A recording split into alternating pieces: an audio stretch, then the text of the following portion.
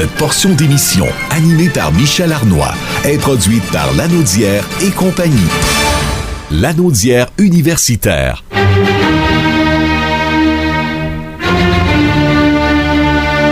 Est une présentation du Centre régional universitaire de Lanaudière. Voici Pierre-Luc Belrose.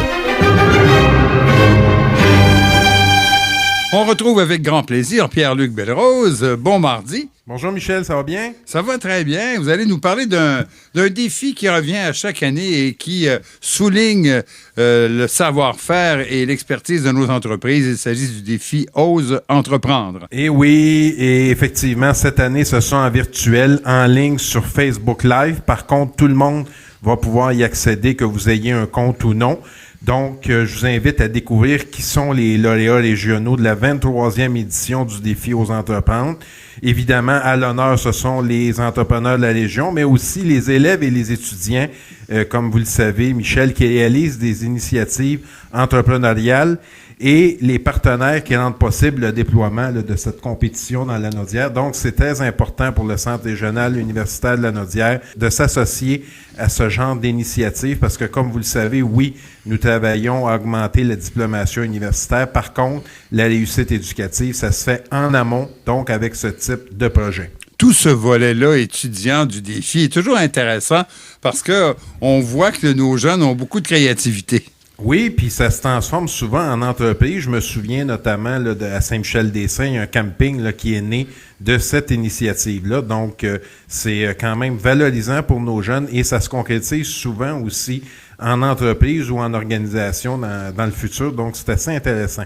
Oui, j'avais écrit d'ailleurs pour le Journal de Montréal un article concernant ce terrain de camping-là. Le blog de votre collègue Marie-Christine Chartier, SOS Motivation, ben, vous n'avez pas besoin de motivation, vous, Pierre-Luc.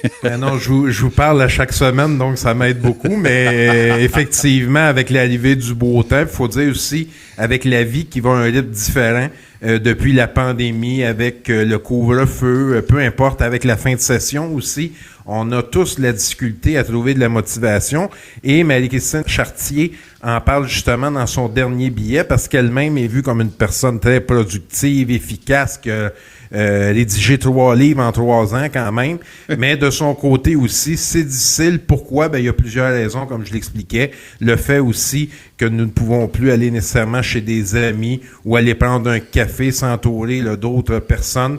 Donc, elle parle là, des alternatives et qu'est-ce qu'on fait avec ça pour garder sa motivation. Et du même coup, si ma collègue Véronique avait partagé un article là, sur la page là, du CRUL sur cours à distance étudiant, comment s'organiser pour ne pas décrocher.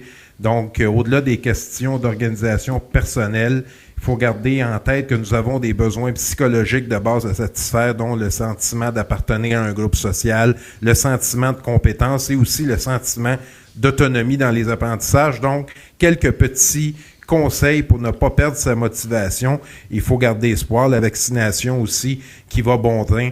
Donc, on a là un ciel bleu à l'horizon. Il faut se serrer les coudes et poursuivre nos efforts, mon cher Michel. Je vous connais, Pierre-Luc Belrose, comme un influenceur de notre société lanaudoise.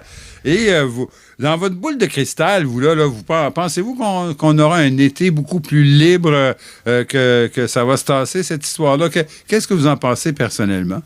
Oui, tout à fait. J'ai bon espoir. Puis on se souviendra que l'été passé, ça avait été quand même, somme toute, assez normal. Puis là, avec la vaccination qui va quand même à un bon rythme aussi, moi, j'ai espoir là, que nous allons vivre là, sensiblement le même type d'été que l'an dernier, mais avec l'arrivée de la vaccination. Là, donc, ça sera évidemment plus à long terme.